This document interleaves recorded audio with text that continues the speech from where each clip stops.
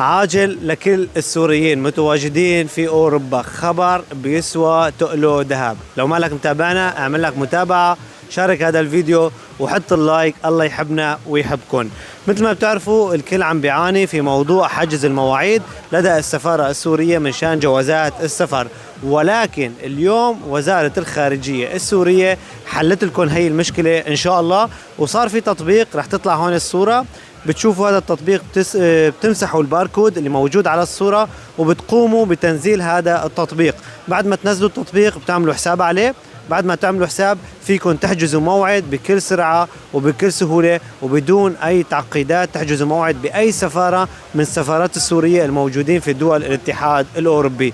إن شاء الله هذا الأمر رح يحل لكم مشكلتكم. الناس اللي ما قدروا ينسخوا الباركود أو ما عم يعرفوا ينسخوا الباركود من الصورة، موجود رابط البرنامج في البايو، فيكم تدخلوا على البايو. الناس اللي على التيك توك، الناس اللي على الفيسبوك، أسفل هذا الفيديو موجود في التعليقات. أي شخص عنده سؤال يتركه في التعليقات حتى نجاوب على الجميع.